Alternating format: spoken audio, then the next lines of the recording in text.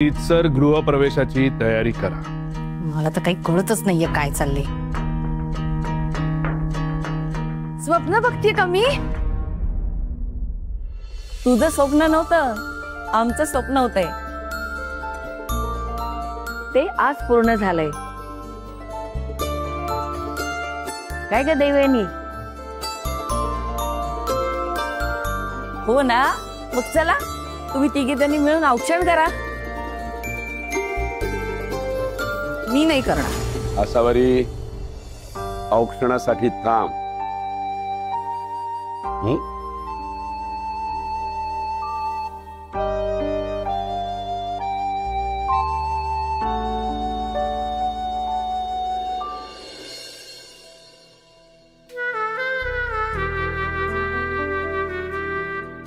संजीवनी, काय ग? काय? अगं लक्ष कुठे आहे तुझं?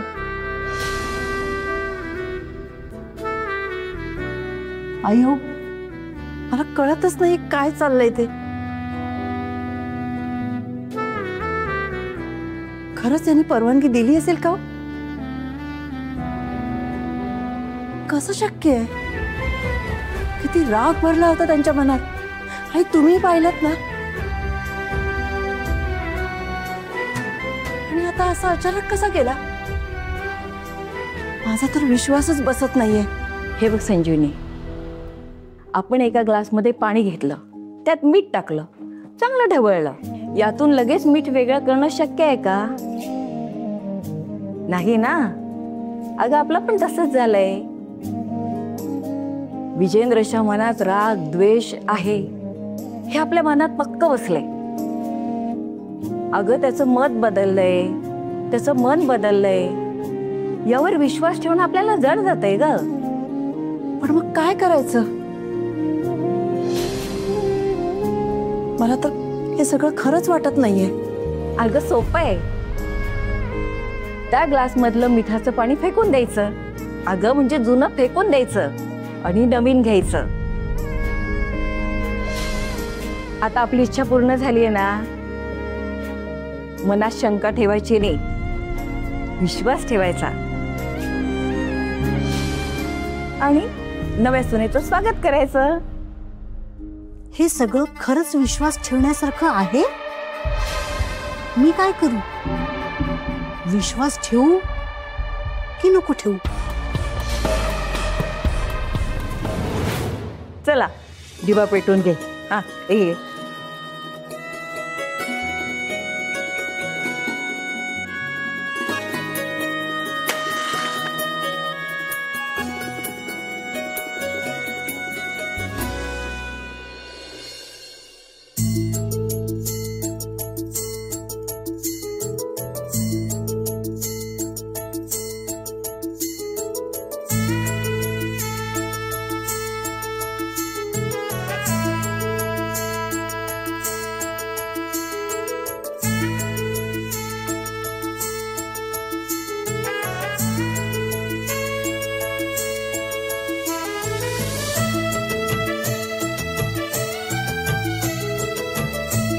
राधा, माझ्या नातवाला तू नवीन आयुष्य दिलेस।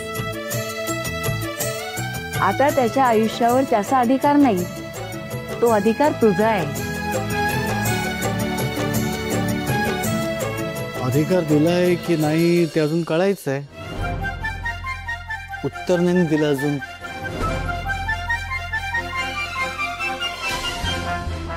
काय काय कसलं उत्तर? काय चाललंय?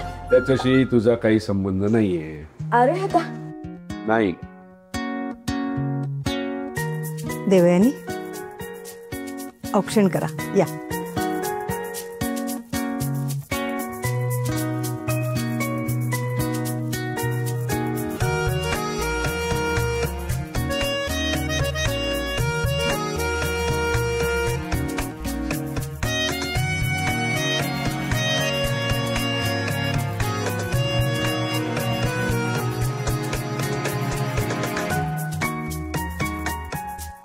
आसावरी, मी काही औक्षण वगैरे करणार नाहीये।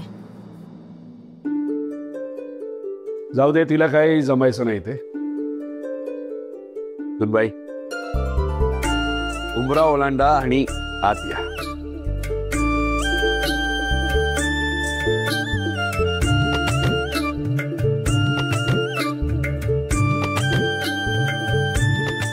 काय ग, कसला विचार करतेस? अजूनही राग गेला नाही का माझ्यावरचा? हे बघ, मीच तुला घराबाहेर काढलं होतं, पण आता मानाने तुला घरात घेतोय. ये बाळा ये, हे माप ओलांड आणि आत ये. राधा, माप ओलांड आणि आपल्या घरात चल.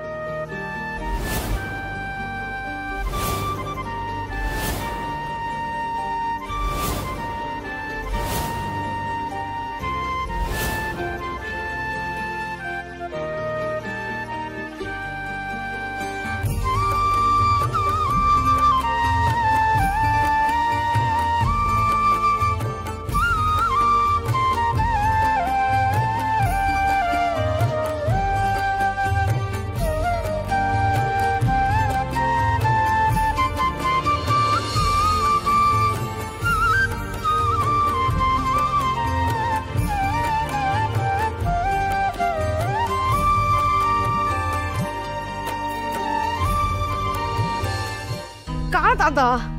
अरे या फडतूस मुलीमुळे आपल्या विराजाचा जीव जाणार होता, तरी तू तिला घरात घेतलंस, वर माफही केलंस का?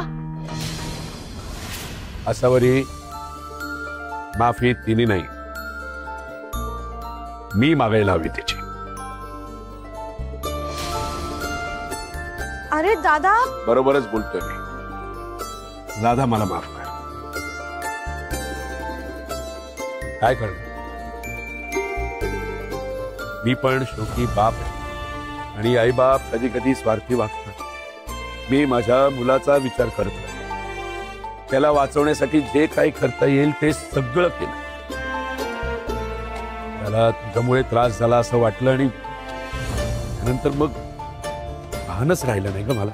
विराजसवरचं प्रेम तुझ्यावरचा राग बनून बाहेर येत गेलं.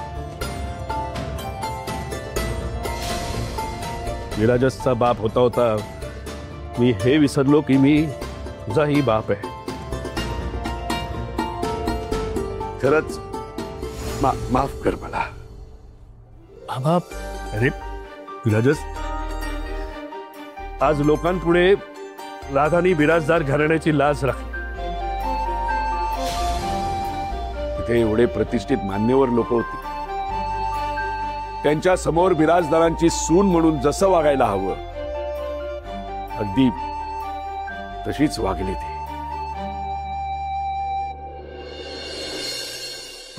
आणि तिने दाखवलेल्या या मोठेपणाची परतफेड मी नक्कीच करेन.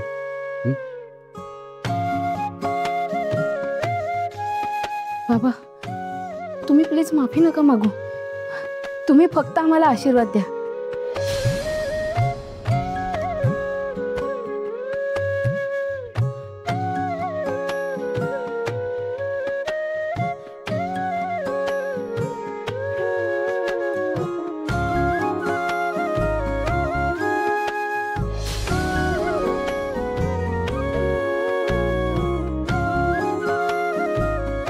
बाबा, माझ्याकडनं काही चुकलं असेल, तुम्हाला उलट सुलट बोललं गेलं असेल तर माफ करा मला. नाही नाही, तसं काही नाहीये. तू फक्त लवकर बरा हो. बरा हो.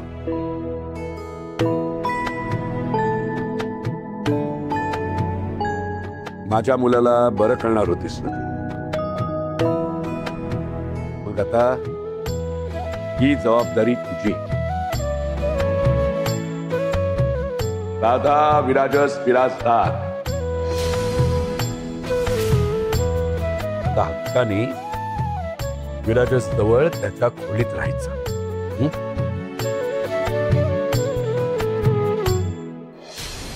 विजेंद्र, खूप छान केलंस. माझं तर यावर विश्वासच बसत नाहीये. आता घरात सुखाचे दिवस येते.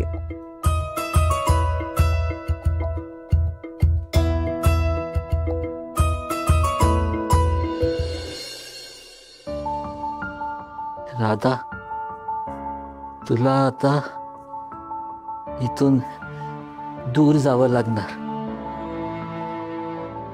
पण तू खचून जाऊ नकोस बाळा. प्रत्येक संकट हे आपल्या आयुष्याची नवी सुरुवात असते बाळा. त्यामुळे तू काय लिहिताय? हे मुंग्या आण इकडे ते. नाही नाही नाही, आधी मला बघू दे यात काय लिहिलंय. मुंग्या आण, मला वेळ नाहीये, मला अजून तिकीट काढायला जायचेत. तिकीट? कसली तिकीट? ते आता आपल्याला इथे राहता येणार नाही ना, इथून निघून जायचंय कायमचं. नाही नाही म्हणजे? अहो तुम्हाला सांगू काय? शॉवर राधाताईला काय बोलला? काय बोलला? तू विचारत होतीस ना त्या दिवशी माझ्या मनात काय येते, तर ते माझ्या ओठांवर आलंय. राधा, आय लव्ह यू, माझं तुझ्यावर खूप प्रेम आहे, असं शॉवर म्हणाला राधाताईला. म्हणजे विराजस राधाला घरी घेऊन गेला का? नाही, स्वतः विजेंद्र बिराजदार घेऊन गेले. काय बोलला? माई काय बोलतय हा? म्हणजे खरंच असं झालं का? हो चंदू शेठ.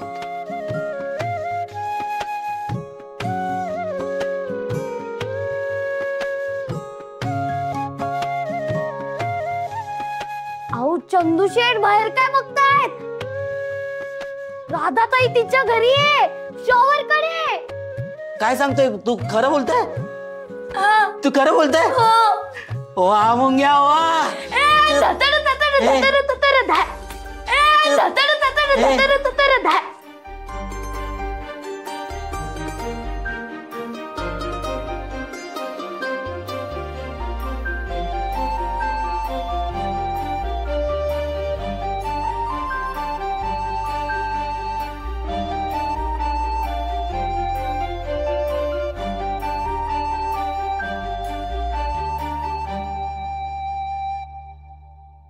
विराजस, तुझ्या प्रेमाखातर मी माझ्या राधाला बिराजदारांकडे येऊ दिलं.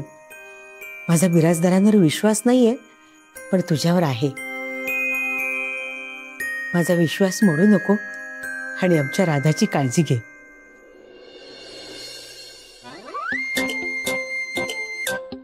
अगं हे राधा, काय फुंकर कशाला मारतेस?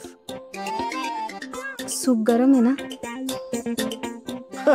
मग काही होत नाही, दे त्याला तसंच.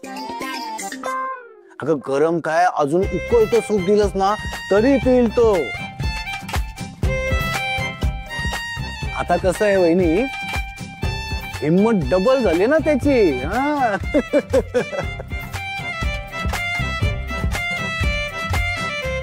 काय सांगतोस काय? अरे म्हणजे नेमकं काय घडलं तिथे?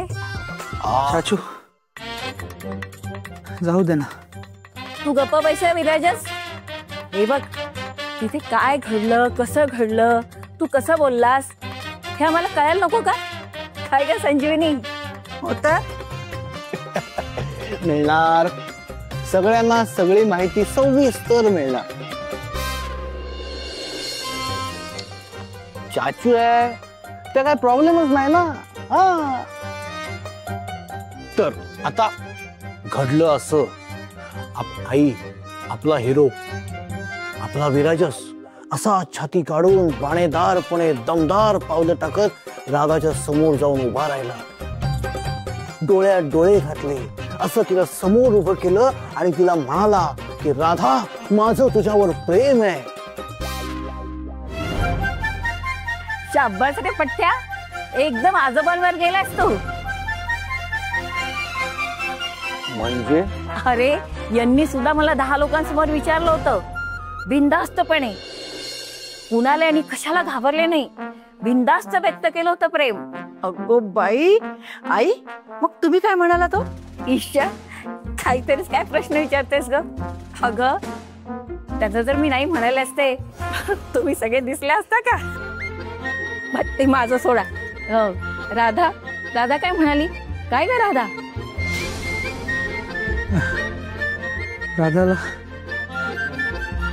राधाला कोणी काही विचारू नका आता. म्हणजे तिनं काही उत्तर दिलेलं नाहीये अजून. का? मग आता देईल ना उत्तर. राधा दे ना उत्तर. आजी, आई आई आई विराजस, काही घाई नाही. आम्ही वाटेल तेवढा वेळ थांबायला तयार आहोत. वाट बघतो ना आम्ही. हा, पण आता तिचं उत्तर येईपर्यंत तू वाट बघशील का ते बघ बाबा तू.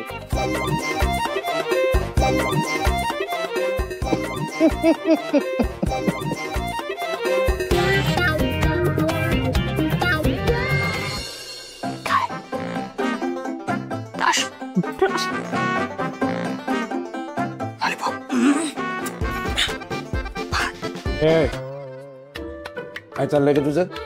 काय पोरकटपणा चाललाय? दादा यांना माझे इशारेच कळत नाहीत. कसले इशारे? तू माझा खराच दादा आहेस का हे बघायचं होतं मला. का त्या पिक्चर मध्ये असतात ना समाज पण असावरी काय डोकं खराब झालं का तुझं? चिडलास माझ्यावर, लगेच चिडलास तू. तू जे काय केलंस त्याचं काय? मला पण राग आलाय, मला नाही आवडलं ते. असं कसं एकदम बदललास दादा तू? आता त्या मोलकरणीला डोक्यावर बसवणार आहेस का? असावरी हा विजेंद्र बिराजदार कायमच अनाथांचा तिरस्कार करणार. तिला डोक्यावर काय, पायाजवळ सुद्धा जागा नाहीये तिची माझ्या. कळलं? अरे पण मग तू म्हणून जरा डोकं वापरत जा. कळलं? तुझा दादा सगळं काय समजून उमजून बोललाय. पण साहेब एक कळलं नाही, म्हणजे तिला घरात काय इतका मान दिला? इथे तर मीडिया नव्हती ना, मग इथे इतकं करायची काय गरज होती? कसं आहे, काय काही वेळेला लांब उडी घ्यायची असेल ना तर 2-4 पावलं मागे जावं लागतं. विराजस मध्ये माझंच रक्त आहे आणि मी तिथे काय बोललोय हे विराजसनी चोख ऐकलंय आणि ते खरं करण्याकरता तो काहीही करेल.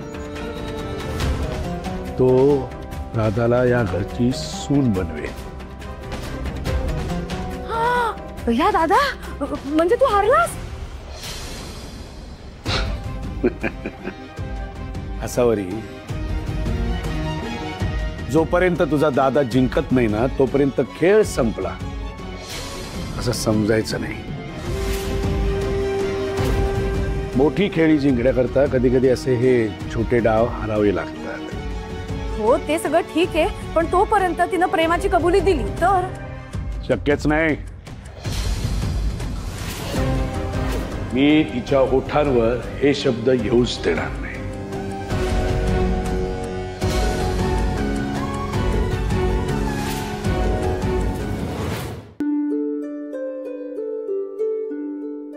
काय ग राधा, विराजासाठी बनवते ना? हो. दे दे, त्याला बरं वाटेल. हो. पण राधा, एका मागोमाग एक घास लगेच भरवत जा हा. अगं म्हणजे चावण्यामध्ये त्याचं तोंड बिझी राहील ना. का? नाहीतर त्याच्या प्रश्नांची उत्तरं तुला तयार ठेवावी लागतील हा.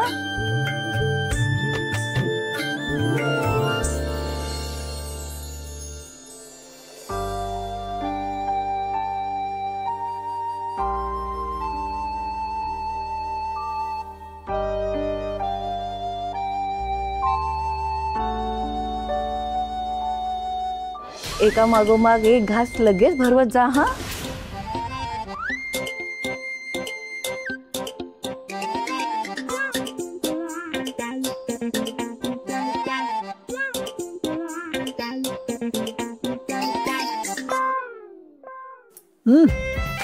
अगं थांब,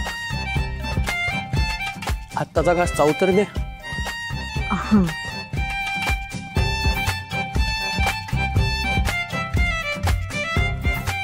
तुला एक विचारू? हं? ते मला असं नेहमीसारखं खाली बागेमध्ये किंवा लॉनमध्ये चालता फिरता कधी येईल?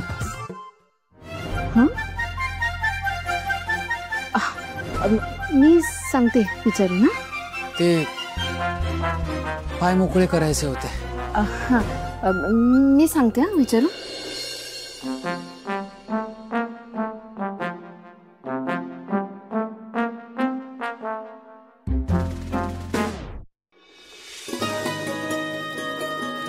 सावकाश. बरं वाटतंय ना? ये. राजस कसं वाटतंय? एकदम फ्रेश वाटतंय. म्हणजे गेल्या 3-4 दिवसांपेक्षा बरं वाटतंय. राधा आहे ना, राधाने खरं तर डॉक्टर व्हायला हवं होतं.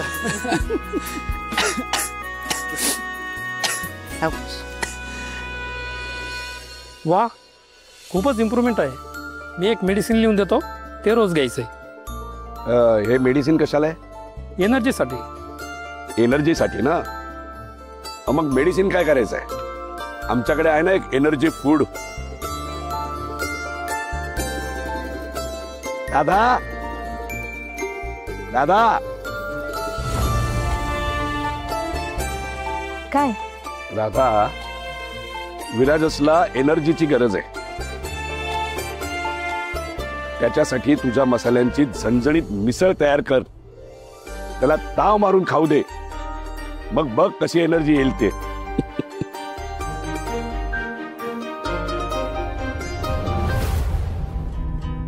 या राधाला यांनी खरंच सून म्हणून स्वीकारलंय, पण मग आता आमचं काय?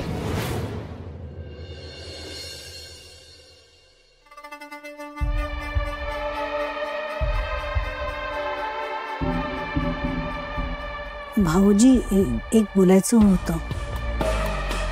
बोला. तुम्ही खरोखर राधाला सून म्हणून स्वीकारलत का? नाही, ती अनाथ आहे म्हणून विचारलं.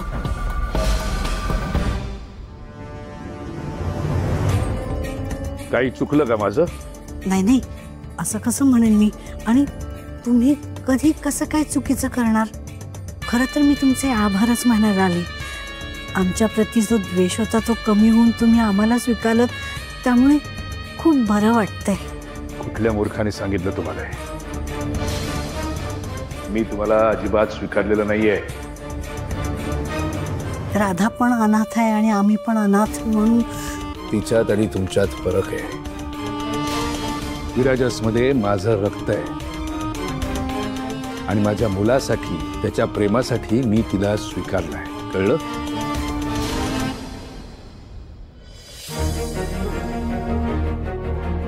ये ना विराजस.